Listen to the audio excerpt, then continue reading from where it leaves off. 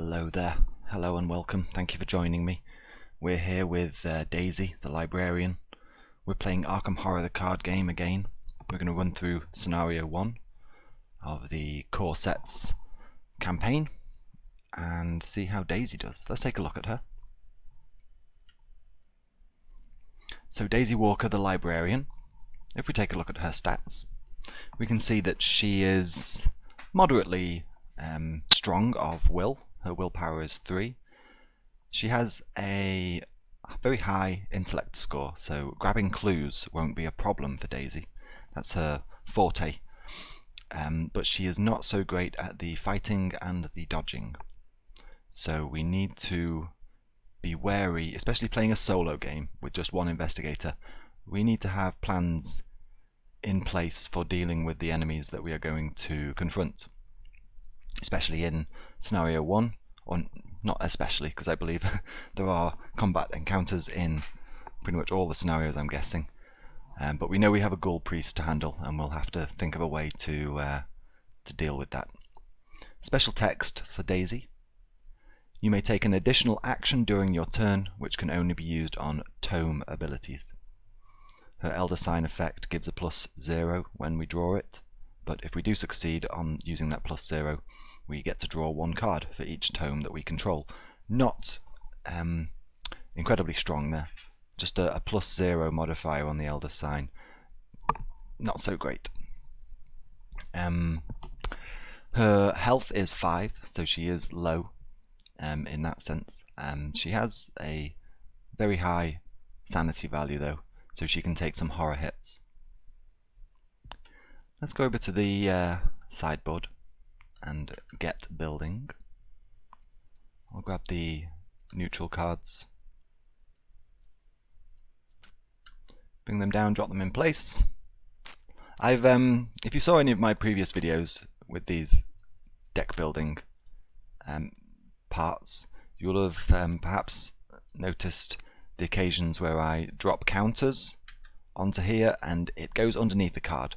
It was because of this sideboard wasn't perfectly horizontal. I don't know if it is still not perfectly horizontal. I've tried to fix it, so hopefully it will work. Actually, before we jump into this, I've mentioned it in the notes in the videos a couple of times in the description, but I do have this table that we use. I've thrown it up onto the Steam Workshop if anybody wants to use it, and after I fixed this, I did update it, so if anyone wants to play using this table, you can grab it. Just search Arkham Horror card game solo, it'll come up. Hopefully when I'm dropping counters on here, there won't be that irritating little thing where it goes underneath the card instead of on top of it. Daisy, Daisy, Daisy. Let's take a look at your unique cards. As you may have noticed in her special text, it references tomes a lot, and her unique good asset is a book-based card also. Costs 2, and you will get an additional 2 hand slots, but you can only use them to put books inside of. The card does have a nice assortment of modifiers. Her negative card is a book, surprise surprise, classed as an asset. When you draw it, it goes straight into your threat area. Let's read the text. Revelation. Put the Necronomicon into play in your threat area with 3 horror on it. It cannot leave play whilst it has 1 or more horror on it. Whenever this is in play, an Elder Sign that you draw is classed as a Tentacles. So when it's in play, it's going to negatively let's think how to say this. It's going to negatively impact the percentages of decent tokens in the bag. Not by a huge deal, but when there's only 16 tokens in the bag anyway, it's an ugly effect to have looming over you. How do we get rid of it?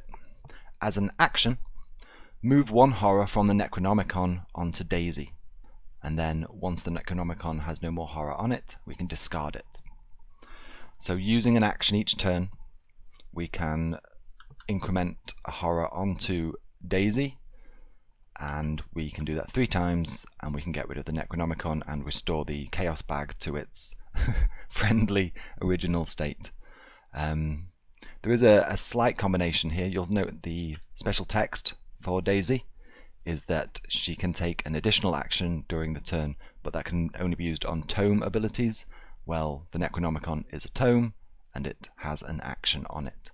So we don't necessarily have to spend our actions transferring that horror over to Daisy.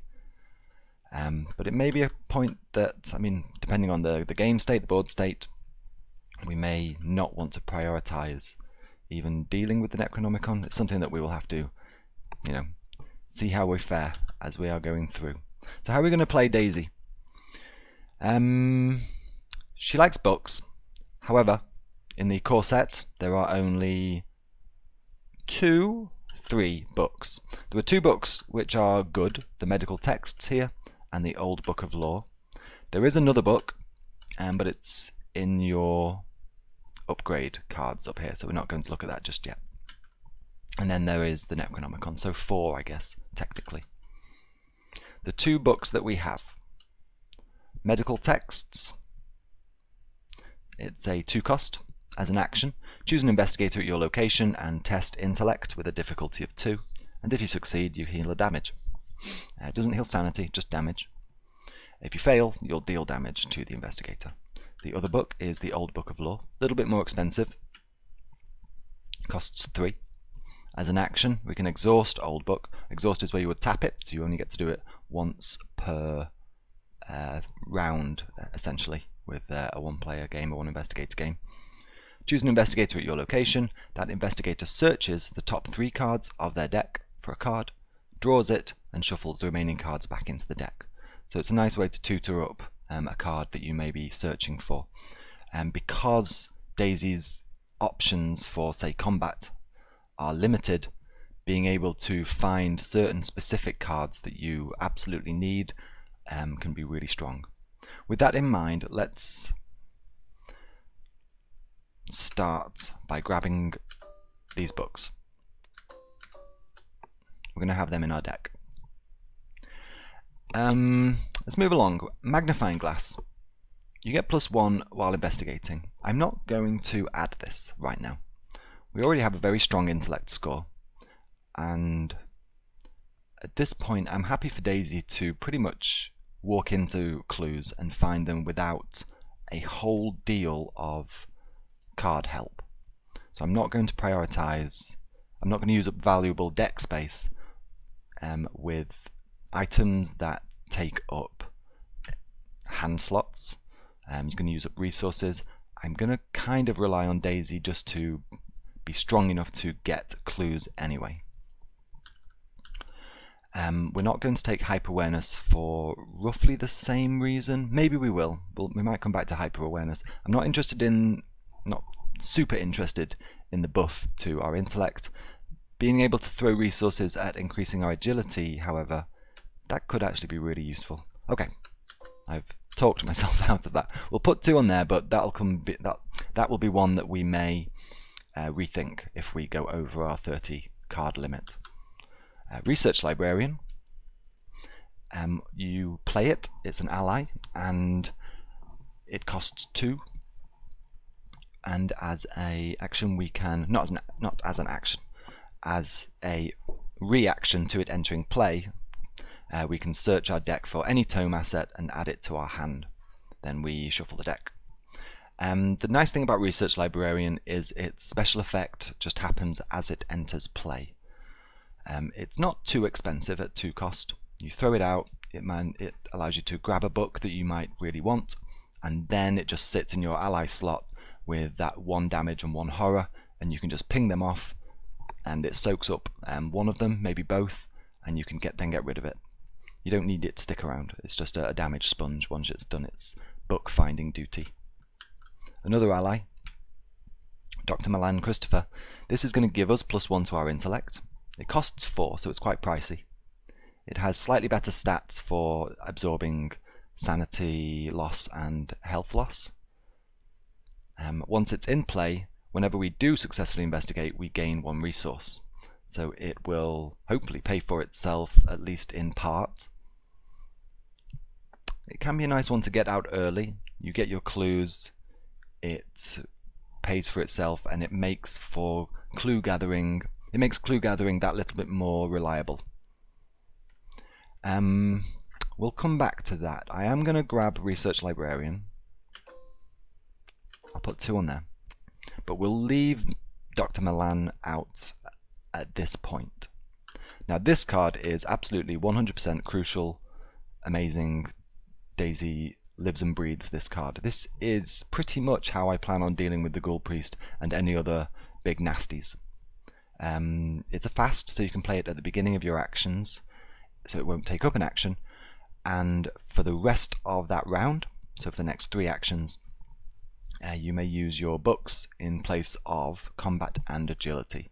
So it turns our measly 2 combat and 2 agility into a monstrous 5 for those 3 actions. We are definitely taking 2 of these. Working a hunch is for gathering clues.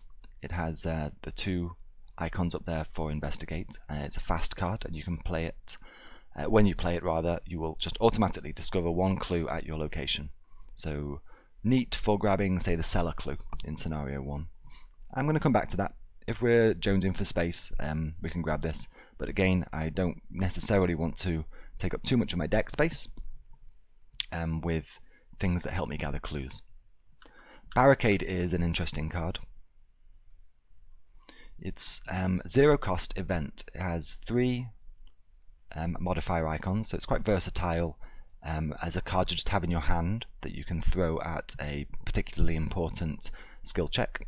As an effect, it's quite specific. Non-elite enemies cannot move into an attached location.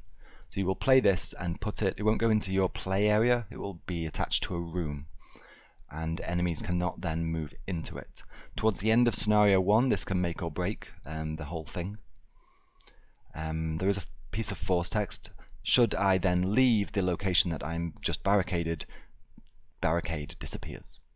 We're going to take 2 of these. And deduction is a 1 intellect modifier, and if it's successful, you discover 1 additional clue at the location.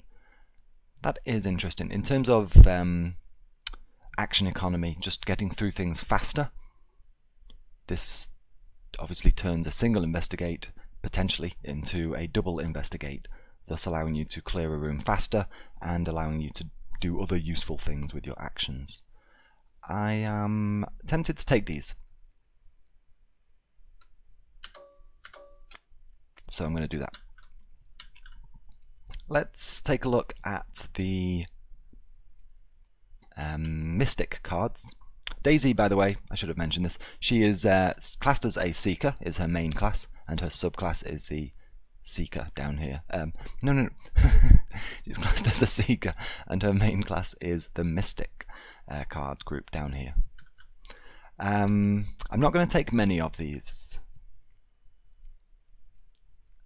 because I don't want to concentrate too much on spells for her, but there are a couple of spells in here that I think would be very useful for Daisy. Forbidden Knowledge. So this is essentially you take horror and that gives you resources.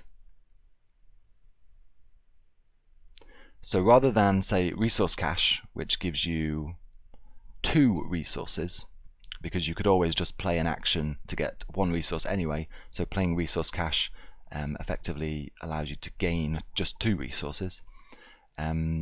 This would gain you 3 resources overall. It still costs an action which you could have spent on a resource, but you can gain 4 resources from it at the cost of 4 horror. I'm not going to take that. I don't want to go too deep on taking horror. Arcane Initiate is a way to find spells, but we're not going to concentrate on spells. Scrying is really interesting. Only costs 1. It has 3 uses. Exhaust scrying and spend a charge. Look at the top 3 cards of any investigator's deck or the encounter deck, and then you get to return them to the top of the deck in the order that you choose. So you get to manipulate the encounter deck, which is certainly sounds incredibly strong, and you get to fiddle around with your own deck. Maybe you want to avoid drawing into a weakness, maybe you really need a card, a specific card. This can allow you to do that. At the very least, just being able to look at the encounter deck, know what's coming, can be great. I am going to take scrying. We shall skip over the +1 to willpower. I think. Yes, we will. We will. No, we won't take arcane studies. We don't need the intellect buff, and the willpower buff is not so important. I would rather, because we don't focus on willpower, I would rather deal with willpower by taking maybe just some skill cards. Shriveling is a great card for Agnes, but less so for Daisy, because it replaces our combat value with our willpower value. We only have a willpower of 3, so it's average at best. Not worth it for Daisy, I would argue. Unless you're running some kind of combination where you're getting Holy Rosary out or some of the buffs. Drawn to the Flame is a very fun card, where at the cost of taking a draw from the encounter deck, you can automatically then discover 2 clues. Not a problem for Daisy, she won't have a problem gathering clues. Water Protection is nice. Costs 1 event, it has a wild icon. It is fast, and you can play whenever you draw a non-weakness treachery. If you just don't want to deal with a treachery card, and that's going to be quite often, just to avoid them, cancel that card's revelation effect, then take 1 horror. I think we will throw 2 of these in. It's a nice reactive card, and we can also commit it using its wild icon. And then Blinding Light. The evasion attempt uses your willpower instead of agility, so it's only going to add 1. We have agility 2, we have willpower 3. If it succeeds, we deal 1 damage to the enemy that we just evaded. If any of the symbol icons are drawn, apart from the Elder Sign, we lose 1 action. It has 2 icons on it. I am unsure about this, I really am unsure. I think I'm going to include it. It might be useful just to get the jump on a skill check toward the end of the game when we're dealing with the Ghoul Priest. We're definitely going to add 2 Unexpected Courages. Do we take a flashlight? Does Daisy take a flashlight? I don't know. We will take the 2 knives for whatever they're worth. Maybe we try to dual wield knives and then use the discards. We can dual wield before we hit the Ghoul Priest and go for discards to get the +2 damage, maybe. I don't know. We'll take the 2 emergency caches. And then let's just do a count. We have 1, 2, 3, 4, 5, 6, 7, 8, 9, 10, 11, 12, 13 already. So we could drop for 2 of these, and I think that might be a good idea. What do we want to focus on? I think we want to have evasion, and then do we try to bump our combat? Do we try to bump our guts? I'm going to take the combat. Our weakness in terms of health and sanity is that we are low on health. We have quite a lot of sanity to spare, and the effects in the treachery, the encounter deck's willpower effects generally take away from your sanity, or at least one of them does. And we have a little bit of wiggle room with taking hits to sanity. I'm more worried about dealing with combat than I am with soaking up some sanity damage. So that is 1, 2, 3, 4, 5, 6, 7, 8, 9, 10, 11, 12, 13, 14, 15. There is a rudimentary Daisy deck. Daisy's a tricky one to play. We're going to grab clues, no problem. Whether we can handle a Ghoul Priest, we will see. Maybe we'll actually get to meet Lita Chandler this turn. So, thank you for joining me. If you want to see how this plays out, then join me again for part B, and we will take Daisy, go do some librarianeering, and thwart some eldritch nastiness. Thank you very much, and I'll see you soon. Bye bye.